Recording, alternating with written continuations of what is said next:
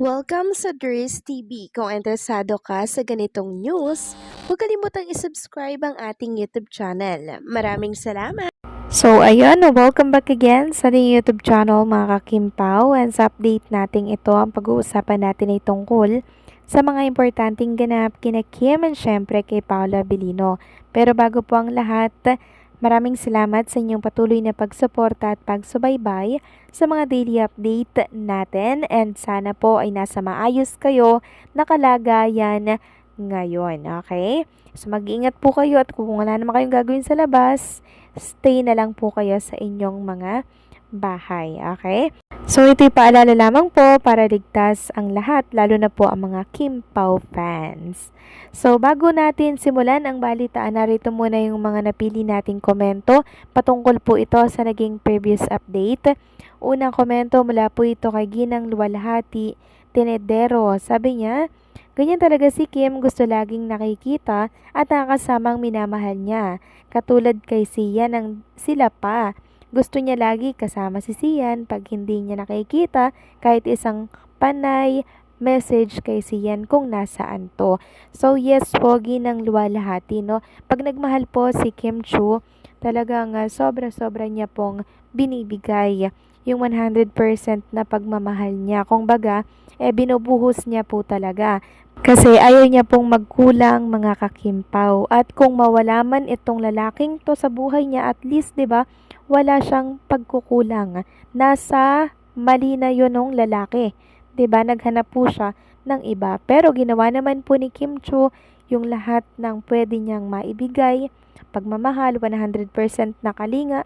Binigay niya po yun lahat. Kaya wala kay Kim yung diferensya, kundi po na kay Sian Lim. So, swerte po si Paula Abilino kay Chinita Princess mga kakimpaw kasi grabe pong magmahal si Kim Chu. Talagang 100% niya na binibigay. Syempre, yung pag-aalalaga, ganun din po.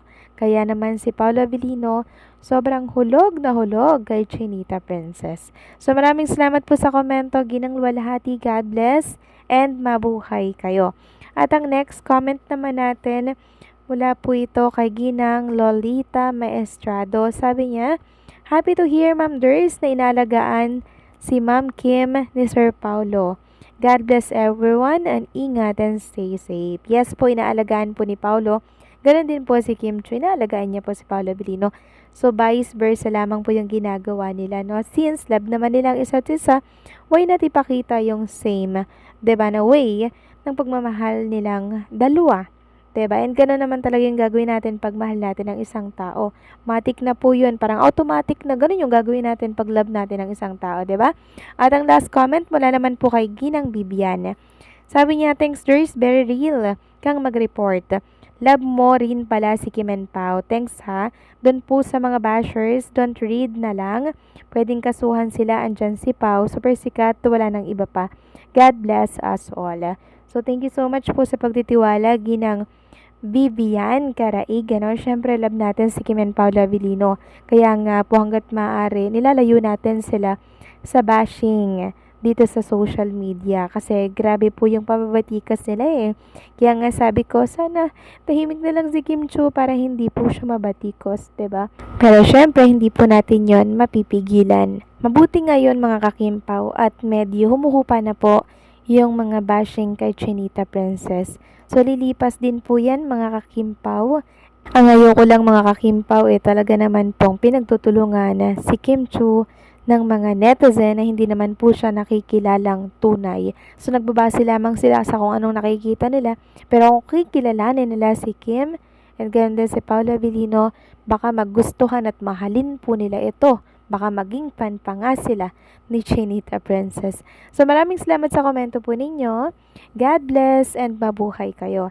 So, eto na nga, pag-usapan na natin ang mga balita po na nakalap natin sa hapong ito. At unahin na nga natin pag-usapan itong panibagong tumagdag po na award for Kim Chu and Paulo Abilino. Mula ito sa 3rd Gawadangal Filipino Awards, Most Outstanding Popular Love Team of the Year Grand Winner, mga kakimpaw. Yes po, Grand Winner, si Kim and Paula Abilino or ang Kim Pao. At i-insert ko nga po yung video screen recording natin na talaga namang dagsa po yung pagbati ng Kim Pao fans kay Kim and Paula Avellino. Sobrang deserve po nila mga ka-Kim Pao. Itong nakuha po nilang panibagong award. Sobrang deserve nila to mga ka-Kim Pao kasi sobrang popular din naman talaga nila. Outstanding din naman sila mga ka-Kim Pao. Diba? Yan talagang pinag-uusapan sa lahat ng social media platform. Sobrang saya ng Kim Pao Landia dahil sa panibagong blessings na to ni Kim and Paolo. Muli, congratulations Kim and Paolo Avellino.